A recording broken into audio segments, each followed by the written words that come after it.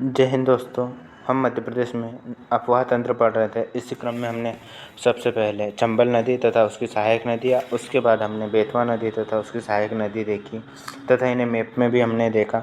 अब यहाँ पर परीक्षा धाम में कुछ नदियाँ का उद्गम स्थल एक ही जगह दिया हुआ है, तो हम उन्हें देख लेते हैं।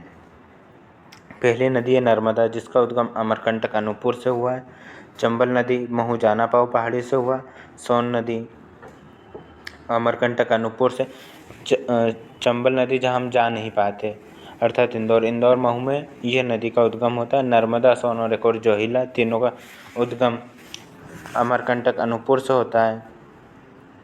अगली नदी हमारी ताप्ती नदी, मुल्ताई बैतूल में। बेतवा को हम देख चुके हैं तथा उसकी सहायक नदी अभी देख चुके हैं। इसका उद्गम कुमरा गाँव रायसेन में।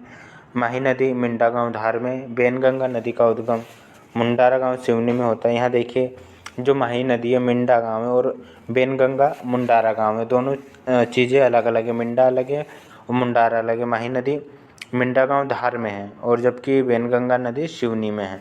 हम इसे ट्रिक के माध्यम से आगे याद करेंगे। सिंध नदी लटेरी तहसील विदिशा में है। केन अहिरगांव कटनी में, जैसे का से केन और का से कटनी हो गया। कैमूर पठार पे हमने देखी थी जब हमने पठारे पढ़े थे या भौतिक विभाजन पढ़ा था। तो अगली नदी है तवा नदी, जो कि महादेव हिल से होशंगाबाद में है। छिपरा नदी काकरबड्डी पहाड़ी इंदौर में है। छिपरा को हमने देखा था, हमारी काकी का नाम क्या है, छिपरा है। पेंच जुन्नारदेव छिंदवाड़ा में। तमस नदी जुलेरी गांव सतना में तथा वर्धा नदी कालीभीत पहाड़ी बैतूल में है। यहाँ पे कुछ एक नोट लिखा हुआ, हम उसे भी देख लेते। तवा नदी का वास्तविक उद्गम चेर कठारी महादेव हिल से छिंदवाड़ा में, लेकिन आयोग मानेगा नहीं। अब हम देखते हैं सिंध नदी।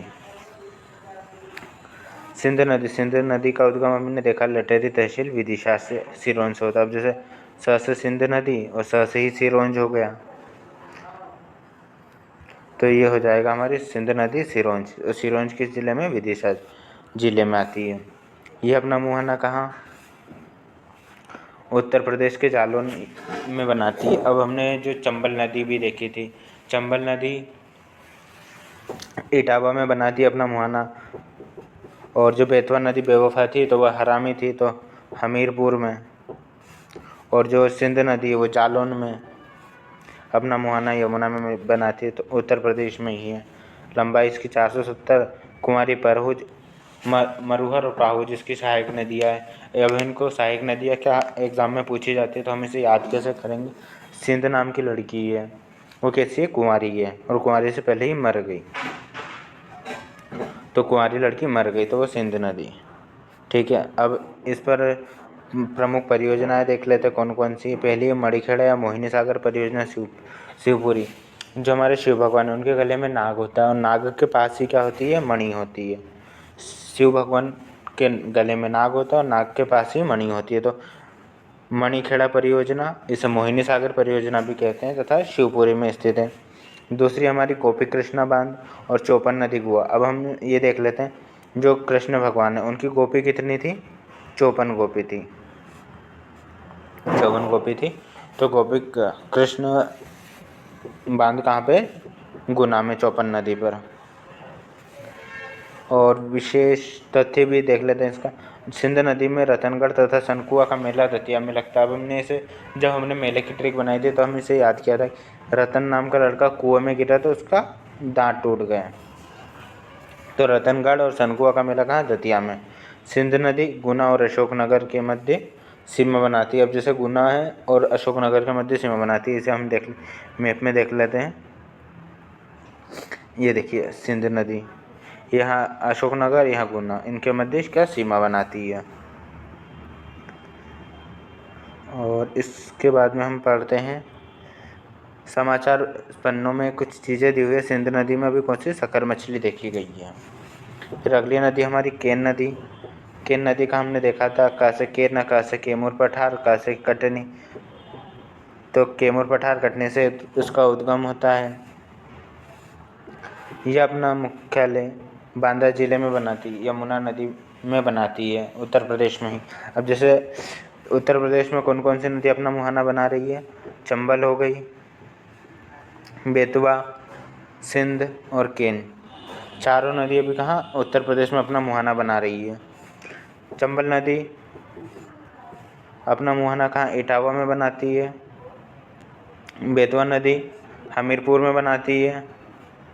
सिंध नदी कहाँ बना रही है अपनी जालौन में बनाती है। और ये जो केन नदी है वो अपना मुहाना बांदा ज़िले में बना रही है।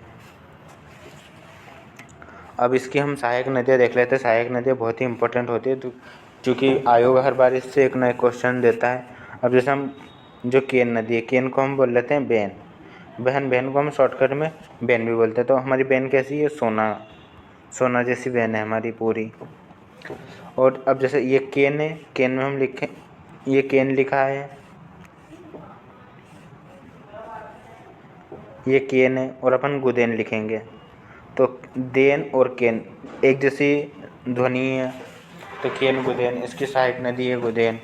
अगली नदी है शामरी, जो बहन है या बहन है अपने भाई को कैसे श्याम भगवान के रूप में देखती है, तो मेरा भाई तो श्याम ही है। और हम जब बचपन में जब हम हंसते खेलते थे तो किसके साथ खेलते थे, अपनी बहन के साथ ही खेलते थे, मीर हसन या मीर हसन। और उर्मिल, अपनी बहन का नाम क्या है, उर्मिल बहन का नाम है। और चंद्रावल, वो अपने भाई को चंद्र भगवान के रूप में भी देखती है। तो क्या कौन कौन सी सहायक नदी हो गई, केन से हमने बनाया बेन। बेन अपने भाई को श्याम के रूप में देखती है। हमारी बहन कैसी है, सोना है, सोने से भी अमूल्य है, हम उसके साथ ही हंसते खेलते थे, तो मीर हसन वगैरह। और अपने भाई को कैसे चंद्रावल देखती है। और एक है गुदेन, तो केन और उनकी ध्वनि, केन और देन की समान ध्वनि होती है। अब इस पर कुछ परियोजनाएं हैं, परियोजना देख लेते हैं। गंगेय परियोजना पन्ना छतरपुर में, रनगवा परियोजना छतरपुर में, तथा उर्मिल परियोजना छतरपुर में।